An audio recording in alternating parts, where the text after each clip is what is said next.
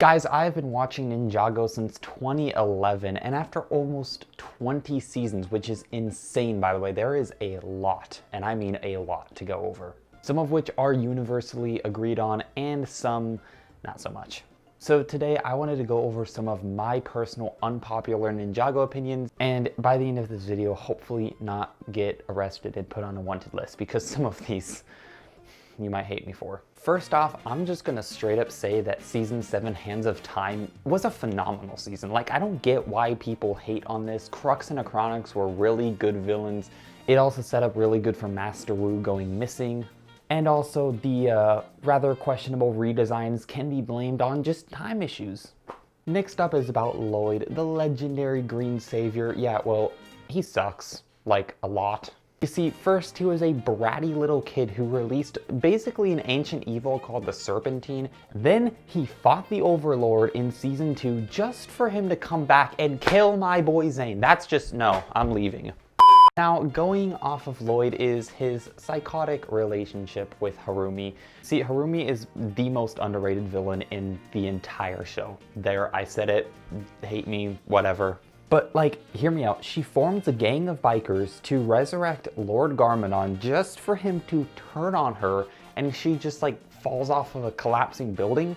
She is brought back by the Overlord himself in season 16. She adds such a great lore into Ninjago, from the Great Devourer to the Sons of Garmadon, all the way to the Overlord in season 16.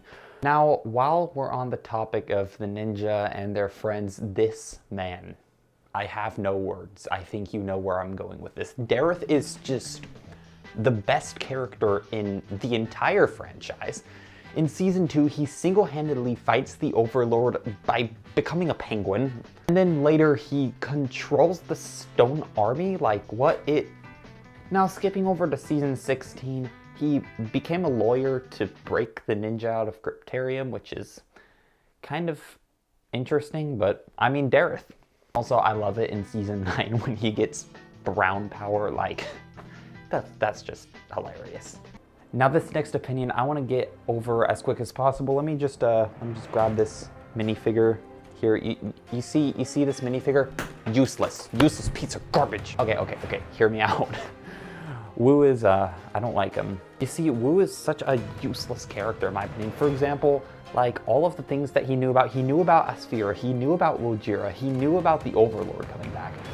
Why didn't this man tell the ninja? Like, this guy could have prevented all of this from happening like 10 times. The next thing I have to say is about the first 2 seasons. They are severely overrated. I know, hate me all you want. This is probably the most unpopular opinion I have. But there is just so much content in them. They could have been divided to 3, maybe even 4 seasons. For example, the Overlord, the Green Ninja, True Potentials. That was all in the first 2 seasons. And like, they were pretty long seasons, and the story kind of dragged a little bit. But now this next one might anger some of you, so please don't unsubscribe. This man, Zane, right here, when he died in season 3, yeah, his death is so overrated. Okay, not the season 3 one, every single other one since then, because the season 3 literally traumatized me as a kid. Like, that was sad. But like, this man died like maybe like 10 times. He died in season 8, in season 11, I think. Like, bro, can you stop dying? Now, while we're on the topic of ninjas just ceasing to exist, let's talk about Nia for a second. In season 15, she essentially died or became the ocean, which makes me cry every time I drink water. But in my opinion, this is such a better storyline than Zane's death ever was, because in season 16, the first few episodes is focused on Nia, how the ninja live without her, and she isn't immediately brought back in the first 3 seconds of the next season. Like her story with Niad and remembering who she is and then coming back via a glass of tap water. It's, in my opinion, such a great story.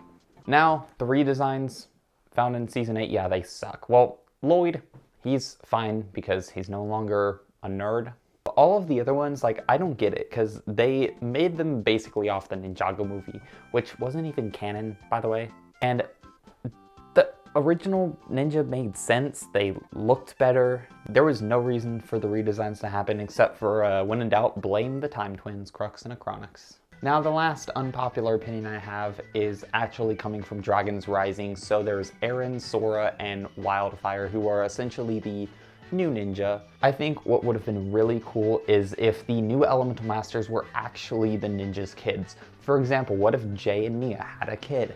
So their kid would basically have the elemental power of water and lightning mixed together, whatever that may be. Anyway, that's basically it for my unpopular opinions. This video took a really long time to make, and by really long, I meant like 2 hours. So I would appreciate you to like the video, comment, for engagement reasons, and subscribe because I need subscribers. Please subscribe.